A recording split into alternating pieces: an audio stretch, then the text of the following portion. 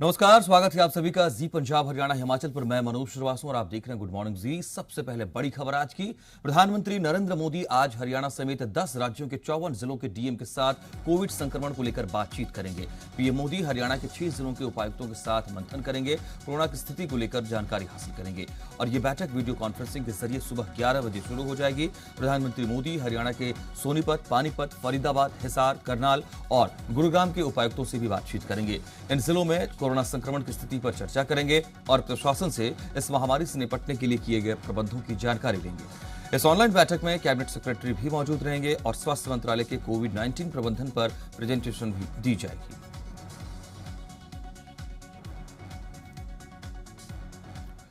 Corona को फैलने से रोकने और मरीजों की सुविधा को देखते हुए सरकार ने एक और बड़ा फैसला लिया है। अब लोग अपने घरों में रहकर ही कोरोना की जांच कर सकेंगे।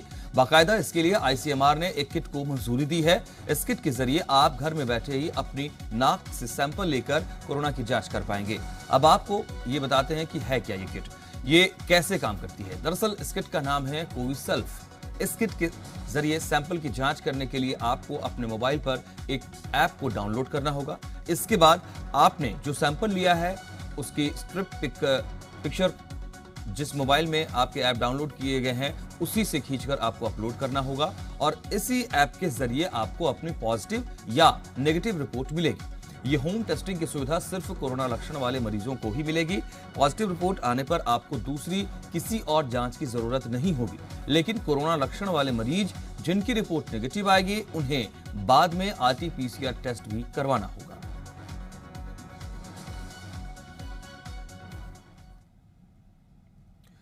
और अब कोरोना रिपोर्ट आपको देते हैं पंजाब की। सबसे पहले पंजाब में 24 घंटे में कोरोना के 6,407 नए मामले आए हैं, जबकि 24 घंटे में ही कोरोना के 7,872 मरीज स्वस्थ हुए हैं।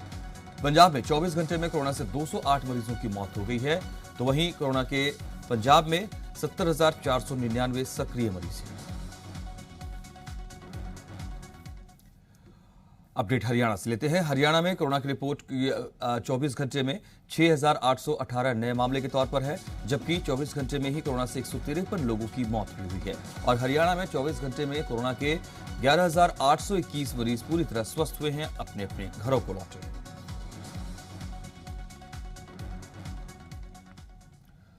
हरियाणा के पूर्व मुख्यमंत्री भूपेंद्र सिंह हुड्डा ने सरकार से यह मांग की है कि कोरोना मृतकों के परिजनों को 5-5 लाख रुपए का मुआवजा दिया जाए। साथ ही कोरोना काल में मरने वाले लोगों का सही आंकड़ा इकट्ठा कर सरकार एक सर्वे कराए, जिससे कोरोना मृतकों से जुड़ा सही आंकड़ा सामने आ सके।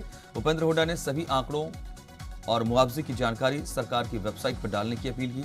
इसके अलावा भूपेंद्र हुड्डा ने कोरोना योद्धाओं के लिए 1 करोड़ तक के बीमा का ऐलान करने की भी मांग की है। तो कोरोना के कहर से पूरा देश जूझ रहा है। ऐसे में हरियाणा वन विभाग भी कोरोना की जंग में लड़ने की तैयारी में जुटा है। वन मंत्री कंवरपाल गुर्जर ने बताया कि इसके लिए हरियाणा के 2200 गांवों में कोविड केयर वाटिका बनाई जाएगी। इन वाटिकाओं में सभी औषधीय पेड़ पौधे लगाए जाएंगे जो इम्यूनिटी बढ़ाते हैं और इससे पहले इस योजना के तहत एक गांव से कई गांवों में ये कोविड केयर वाटिका बनाई गई है, फिर 1100 गांवों में और अब इसी योजना के तहत 2200 गांवों में फिर से पूरे प्रदेश में ये कोविड वाटिका बनाई जाएगी। पिछली बार हमने 1100 गाँव चुने थे इसके लिए कि जहां हमने एक तरफा जहां भी जगह थी उसमें पेड़ लगाने थे। अब की बार हमने 2200 गाँव चुने इसके लिए और अगली बार हम लगभग पूरा हरियाणा कवर कर देंगे इसमें पेड़ लगाने के लिए। तो उसी योजना के अंतर्गत हमने कोविड वाटिका की भी एक योजना तैयार की थी, उसमें भी कुछ गाँव में हमने इस प्रकार के वृक्ष लगाए। वो केवल एक ऐसा है प्रेरणा देने के लिए है, तो लोग में एक जागृति। पहले ये पेड़ आम रूटीन में मिल जाते थे।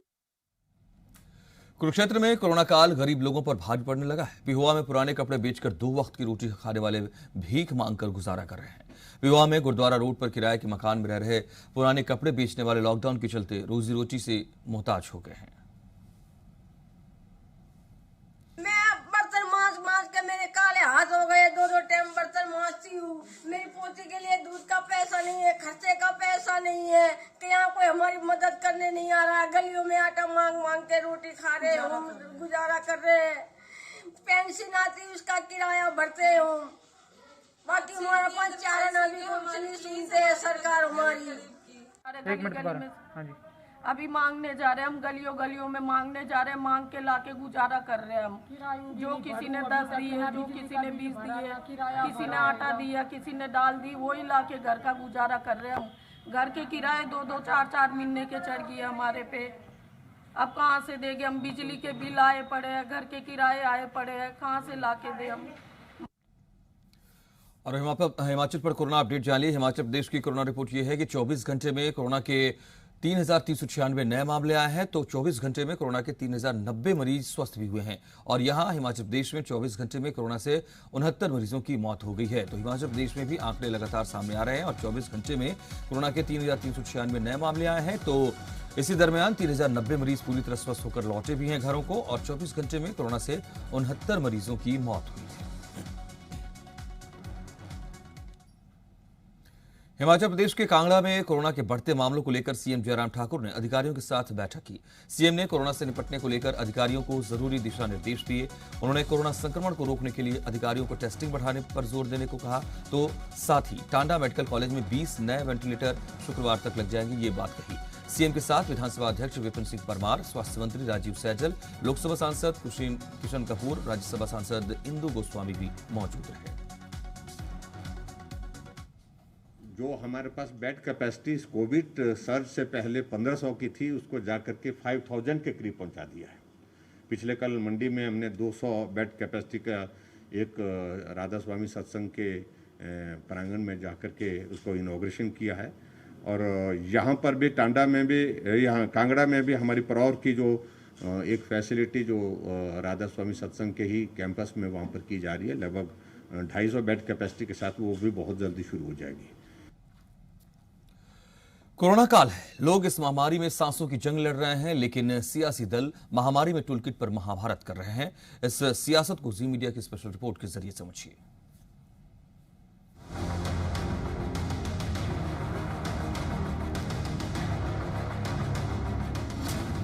टूलकिट पर कांग्रेस बीजेपी में तकरार। बीजेपी ने कांग्रेस पर उठाए सवाल। सियासत का टूलकिट, बदनाम करने की साजिश किसकी? महामारी में टूलकिट पर महाभारत।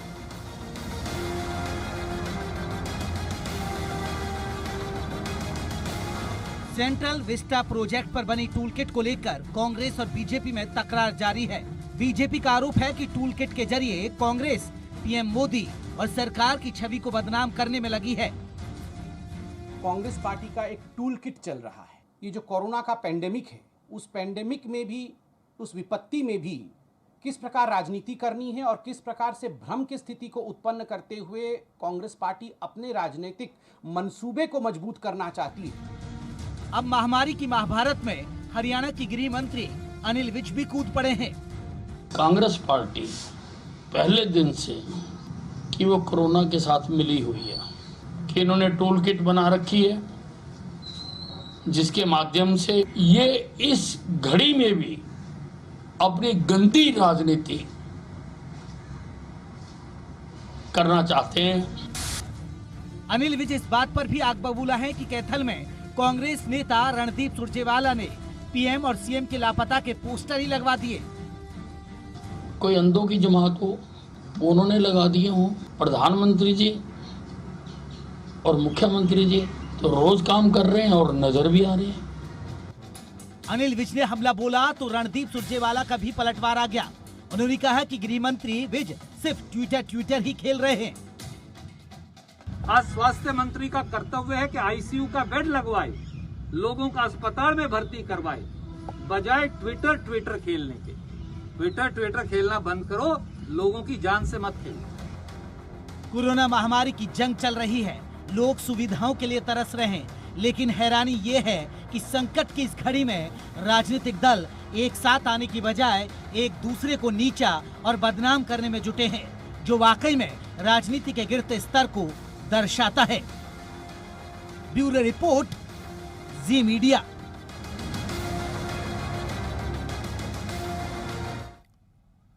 और एक अहम जानकारी, मोदी सरकार ने डीएपी खाद पर सब्सिडी 140% बढ़ा दी है। पीएम मोदी ने हाई लेवल बैठक में डीएपी खाद पर सब्सिडी बढ़ाने का फैसला लिया है। किसानों को अब 500 रुपए की जगह 1200 रुपए की सब्सिडी मिला करेगी, जिससे किसानों को डीएपी खाद की बोरी अब 2400 रुपए की बजाय 1200 रुपए में ही मिलेगी। पीएम मोदी ने खाद सब्सिडी बढ़ाने के फैसले को ऐतिहासिक बताया तो कहा कि सरकार इस सब्सिडी के लिए 14,775 करोड़ रुपए का अतिरिक्त व्यय भी करेगी। उन्होंने ट्वीट कर लिखा कि अंतर्राष्ट्रीय मूल्य बढ़ोतरी के बावजूद किसानों को पुरानी दरों पर ही खाद मिलेगी। उन्होंने कहा कि किसानों का कल्याण सरकार की सर्वोच्च प्राथमिकता है।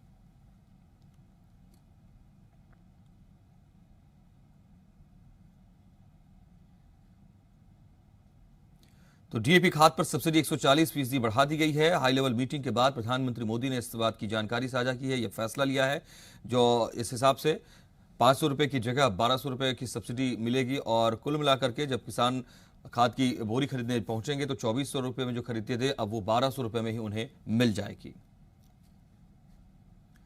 केंद्रीय कृषि मंत्री नरेंद्र सिंह तोमर ने डीएपी खाद पर सब्सिडी 140% बढ़ाने को लेकर पीएम का आभार जताया। उन्होंने कहा सरकार ने ऐतिहासिक फैसला किसानों के हित में लिया है। उन्होंने कहा कि पीएम मोदी और भारत सरकार किसानों के साथ है, किसानों के हितों के लिए प्रतिबद्ध है और थी और हमेशा रहेगी।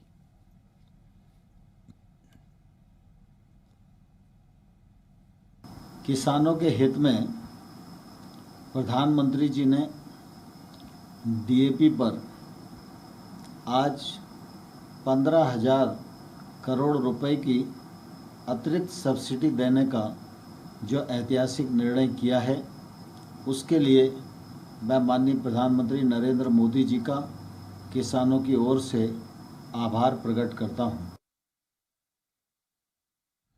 वहीं हरियाणा के मुख्यमंत्री मनोहर लाल ने केंद्र के फैसले का स्वागत किया। उन्होंने ट्वीट कर लिखा, अंतर्राष्ट्रीय मूल्यों में बढ़ोतरी होने के बावजूद डीएपी खाद के एक बैग को 2400 रुपए की जगह आधे दाम यानी कि 1200 रुपए में ही उपलब्ध कराने के केंद्र सरकार के किसान हितैषी निर्णय के लिए मैं माननीय प्रधानमंत्री नरेंद्र मोदी का आभार प्रकट करता हूं।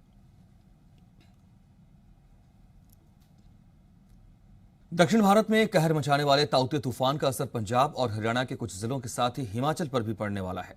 चंडीगढ़ मौसम विभाग के निदेशक ए.के. सिंह ने इस बाबत जानकारी दी। उन्होंने बताया कि पंजाब और हरियाणा के कुछ जिलों में जोरदार बारिश और तेज हवा चलने की संभावना है।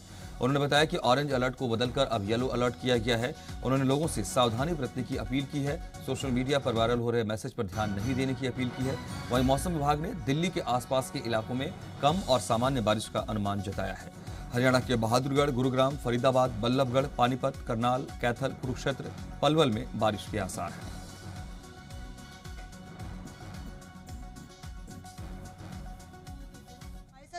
चंडीगढ़ मौसम विभाग से डायरेक्टर ए.के. सिंह हैं, उनसे जानते हैं। ए.के. सिंह जी, मौसम में बदलाव जरूर देखने को मिल रहा है, लेकिन अगर ताउते की बात की जाए, क्या उसका स्टेटस है? देखिए, ताउते एक साइक्लोन था। इस साइक्लोन के भी हमारे पास कैटेगरी होती है, तो उसमें ये एक्सट्रीमली सीवियर साइक्लोन था। और लेकिन जो हमारा साइक्लोन का क्राइटेरिया होता है, उसके अनुसार ताउते अब खत्म हो चुका है। साइक्लोन फॉर्मेशन के स्टेज होते हैं, उसमें क्या होता है, सबसे पहले लो होता है, फिर डिप्रेशन होता है, फिर डीप डिप्रेशन होता है, फिर साइक्लोन बनता है, फिर वेरी सीवियर, फिर सीवियर साइक्लोन, फिर वेरी सीवियर साइक्लोन, फिर एक्सट्रीमली सीवियर साइक्लोन, और इसी फिर सुपर साइक्लोन। इसी रेंज में ये घटता भी है। तो जब इसने हिट किया था तो एक्सट्रीमली सीवियर साइक्लोन के रूप में इसने हिट किया था। लेकिन देखने वाली बात है कि साइक्लोन जब भी बनेगा तो आपको समुद्र पर ही बनेगा, क्योंकि इसका जो सोर्स ऑफ एनर्जी होती है वो मॉइस्चर होता है जो उसको समुद्र से मिलते रहता है। लेकिन जैसे ही एक बार इस हिट कर गया, ज़मीन पर हिट कर गया, उसके बाद इसका सोर्स ऑफ एनर्जी कट हो जाता है। वो आगे तो बढ़ता रहेगा, लेकिन उसका स्ट्रेंथ जो है कम होता जाएगा। तो जहाँ तक ताउते की बात है, वे साइक्लोन रह नहीं गया है। अब आज सवेरे में ये डिप्रेशन के रूप में साउथ राजस्थान में केंद्रित था, और इस जैसे जैसे आगे बढ़ रहा है, इसकी इंटेंसिटी कम होते जा रही है, और ये अब लो के रूप में आगे बढ़ रहा है, लो के रूप में है। कल तक हमने जो वेदर वॉच किया था, उसके अनुसार लग रहा था कि बिल्कुल हरियाणा के ऊपर से गुजरेगा, लेकिन इसका पाथ थोड़ा शिफ्ट हो चुका है और इस पार्ट में ये जा चुका है। तो उसके चलते एक्सपेक्टेड है कि आज जो ईस्ट पार्ट ऑफ हरियाणा है या फिर south east part of Haryana है उसमें कुछ जगहों पर हेवी रेनफॉल हो सकता है और जगह मॉडरेट रेनफॉल भी हो सकता है। लेकिन सिर्फ यही एक सिस्टम नहीं है, एक वेस्टर्न डिस्टर्बेंस है, वो भी एक सिस्टम इसके साथ दोनों के कंबाइंड इफेक्ट के कारण हो रहा है। लेकिन जो व्हाट्सएप पर जो ये सब चल रहा है उल्टा सीधा, वो क्या सोर्स है मुझे नहीं मालूम, उस पर बिलीव मत करिए। यदि कुछ भी देखना है तो हमारा सोर्स ऑफ ऑथेंटिक हमारे इस पर चले जाइए, MC चंडीगढ़ के वेबसाइट पर चले जाइए, जो कि हम कंटिन्यूअस अपडेट करते रहते हैं। AK सिंह जी, अगर आसान भाषा में कहें तो ताउते का अब ज्यादा असर न पंजाब में देखने को मिलेगा, न चंडीगढ़, न हरियाणा। कुछ असर तो देखने को आपको जरूर मिलेगा एडजॉइनिंग, जैसे कि ईस्टर्न पार्ट ऑफ हरियाणा में और इसमें ये साउथ ईस्टर्न पार्ट ऑफ में कुछ डिस्ट्रिक्ट में आपको हेवी रेनफॉल की संभावना है, आपको थंडर भी हो सकता है, लाइटनिंग भी हो सकती है, लेकिन उसका बहुत ज़्यादा इस तरफ का बहुत ज़्यादा इफेक्ट अभी नहीं होने वाला है। कैमरामैन भरत के साथ नितिका महेश, BDC मीडिया, चंडीगढ़। हरियाणा के डिप्टी सीएम दुष्यंत चौटाला ने चक्रवाती तूफान ताउते को लेकर लोगों को आगाह किया। उन्होंने कहा कि चक्रवाती तूफान हरियाणा की तरफ बढ़ रहा है। ये भी बताया कि गुरुवार शाम तक राज्य के सभी जिलों में तेज आंधी चल सकती है। उन्होंने लोगों से घरों में ही रहने की अपील भी की। हरियाणा प्रदेश के तमाम जिलों के अंदर 50 किलोमीटर प्रति घंटे से भी ऊपर की विंड रह सकती है और इसके लिए हम एडवाइजरी तमाम नागरिकों को जारी कर रहे हैं। उसके साथ तमाम डिप्टी कमिश्नर्स को भी आदेश दे रहे हैं कि इसकी रेगुलर मॉनिटरिंग रहे और किसी भी जान माल का नुकसान ना हो, इसके लिए जो संबंधित प्रबंध करने हैं वो करें। मेरा तो एक आग्रह तमाम नागरिकों से है कि अगले 48 घंटे अपने आप को सुरक्षित रखें और घर के अंदर रहें।